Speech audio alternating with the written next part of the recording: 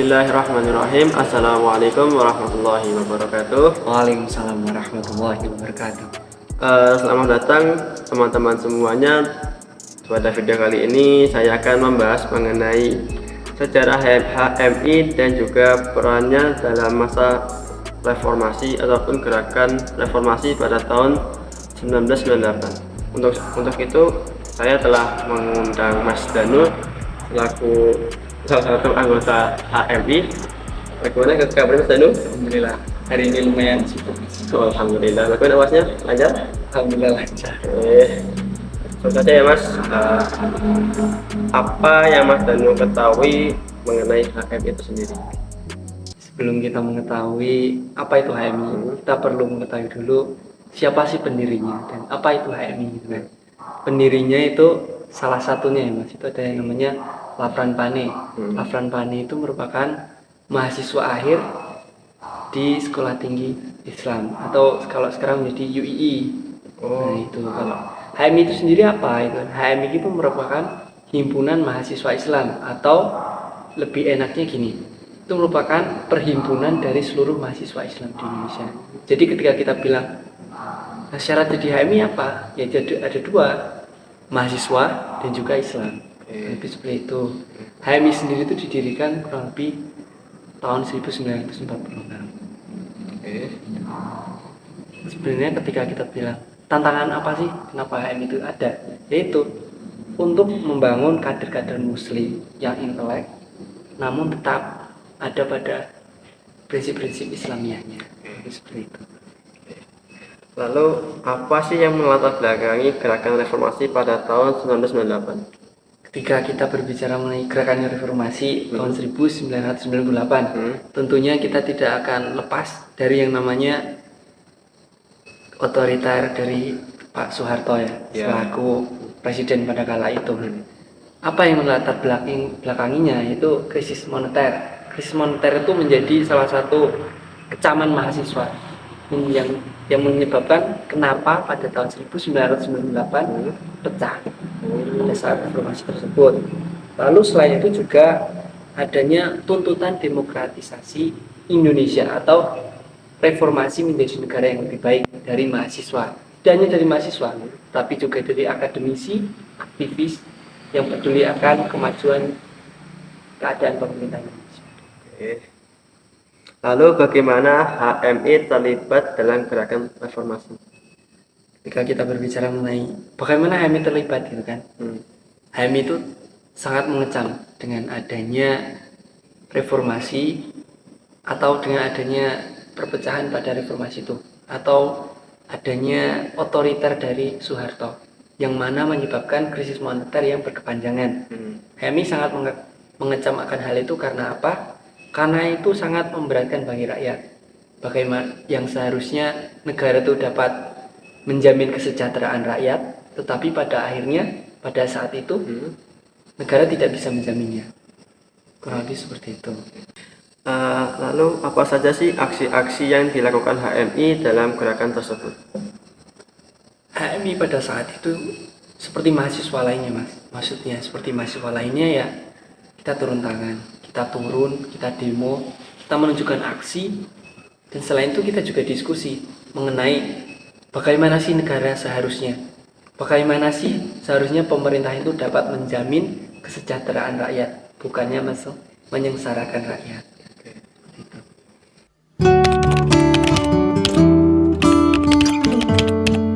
12 Mei 1998, 4 mahasiswa Universitas Trisakti tewas tertembak di dalam kampus ketika berunjuk rasa menuntut Presiden Soeharto mundur. Peristiwa yang kemudian dikenal sebagai tragedi Trisakti ini berujung pada kerusuhan besar. Mahasiswa menuntut Soeharto mundur karena dinilai otoriter selama menjabat Presiden Republik Indonesia. 4 mahasiswa korban penembakan kemudian diberi gelar pahlawan reformasi.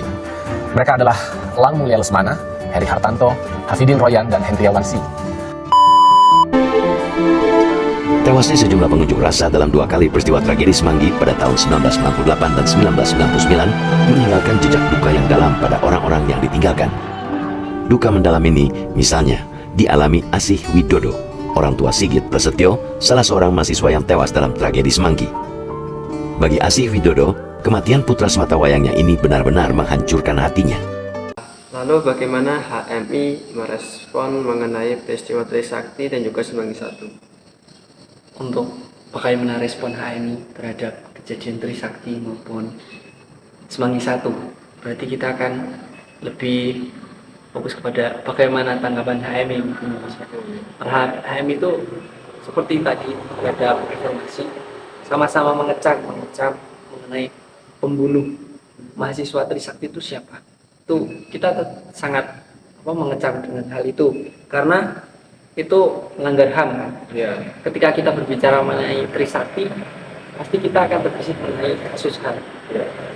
Karena hak demokrasi mahasiswa pada saat itu dibatasi apa maksudnya? Dibatasi oleh polisi. HMI bagaimana menanggapi hal tersebut? Ya itu, HMI memperkuat gerakan reformasi tadi yang melalui diskusi, melalui aksi penuntutan HAM, dan juga HMI membantu korban dan juga keluarga korban. Lalu apa sih peran HMI dalam penyusunan tuntutan reformasi? Peran HMI dalam tuntutan reformasi, seperti yang saya utarakan tadi ya Mas, bahwasanya HMI itu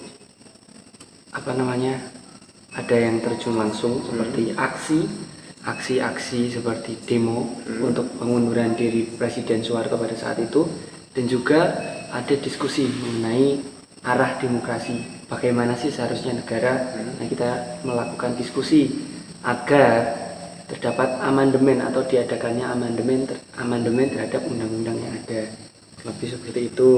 Dan juga kita juga aktif menuntut supremasi hukum atau penegakan hukum, agar hukum itu bisa berdiri seadil-adilnya dan juga berperan secara maksimal, tidak tumpul ke bawah, lancip ke atas, lebih seperti itu. Kebalik ya mungkin. Oh iya, pastinya Lancip di bawah, ya, tumpul di atas. Tumpul ke atas tapi tajam ke bawah gitu maksudnya. Lalu bagaimana HMI ikut serta dalam proses transisi demokrasi? HMI sendiri dalam mengawal reformasi ya, pada saat Orde Lama itu kita melalui diskusi Mas. Diskusi kenapa? Dari tadi saya bilang diskusi karena kita mahasiswa. Sebelum kita turun ke jalan, sebelum kita melakukan yang namanya orasi, kita harus mengetahui dulu apa sih yang akan kita bahas di orasi tersebut gitu. Nah, kita didiskusikan dulu dan kita kawal apakah setelah kita orasi yang pertama telah ada perubahan atau belum. Itu kita pantau. Ketika sudah, kita lanjutkan lagi ke tahap yang selanjutnya. Namun ketika belum ada proses, berarti ya kita balik lagi. Kenapa belum ada proses? Dan kita harus menuntutnya. Semakin seru kemarin kali ini. Lanjut, ada nggak sih tantangan yang dihadapi HMI dalam gerakan reformasi? Jika ada, tuh apa saja tantangannya? Tantangan HMI pada saat itu memperjuangkan reformasi ya, reformasi pemerintahan. Tidak hanya pada saat itu Mas, saat sekarang pun sebenarnya ketika kita berbicara mengenai perjuangan mahasiswa itu hampir sama, yaitu adanya represi dari aparat atau ketidaksinkronan aparat atau pemerintah terhadap pemikiran mahasiswa. Seperti itu, salah satunya itu. Dan juga provokasi. Tantangan HMI selain dari penolakan aparat, itu ada juga yang namanya provokasi dari pihak luar atau intervensi dari pihak-pihak yang sebenarnya tidak berkepentingan di situ, tapi menunjukkan eksistensinya dalam hal pemikiran. Lalu dampaknya apa sih ketika terjadi provokasi? Ketika terjadi provokasi, maka dampaknya itu ada pada internal HMI sendiri, seperti terjadinya perpecahan di internal HMI. Itu bisa menjadi salah satu akibat yang timbul dari adanya provokasi dari pihak-pihak yang tidak diinginkan. Lalu bagaimana sih HMI cara mengatasinya? Untuk mengatasi tantangan-tantangan gitu. Untuk HMI sendiri tentunya itu memperkuat koordinasi internal atau memperkuat pemikiran kader terlebih dahulu, bahwasanya aksi yang ditunjukkan ini adalah aksi yang positif bagi kemajuan negara. Jadi ya penguatan internal itu memang perlu dibutuhkan sekali dan pada saat itu sudah terjadi. Lalu ada nggak sih dampak gerakan reformasi terhadap HMI tersebut? Dampak reformasi terhadap HMI. HMI pada saat itu tentunya menjadi dikenal banyak orang. Siapa itu HMI? Apa sih HMI, perannya apa? Dengan pecahnya reformasi, terus kita memperjuangkan hak-hak demokrasi masyarakat pada saat itu, tentu saja masyarakat menjadi tahu siapa itu HMI. Selain itu, poin plusnya juga karena HMI dikenal terkait perannya. HMI juga pada saat itu mengalami pertumbuhan massa sebagai akibat dari dikenalnya HMI di lingkungan masyarakat. Kurang lebih seperti itu. Setelah reformasi, apa peran HMI dalam membangun karakter generasi muda, terutama mahasiswa?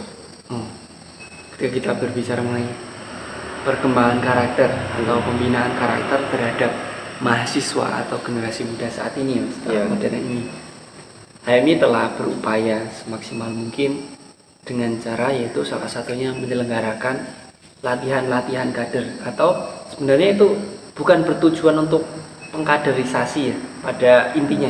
Pada intinya itu untuk pembangunan karakter terlebih dahulu. Nah, untuk pendidikan HMI itu sendiri kan ada tahap-tahap seperti basic training atau latihan kader dasar, lalu intermediate training atau latihan kader tingkat 2, dan juga nanti ada senior course dan juga LK3 ya. Sebenarnya rangkaian ini untuk apa? Untuk membangun dan juga menumbuhkan karakter mahasiswa yang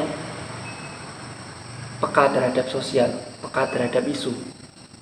Ketika mahasiswa sendiri itu tidak mau atau tidak ingin ikut latihan kader, kita ada diskusi terbuka, diskusi umum, dan diskusi umum pun ada yang bersifat insidental. Insidental itu apa? Insidental itu up to date, mengikuti apa sih yang menjadi isu terkini.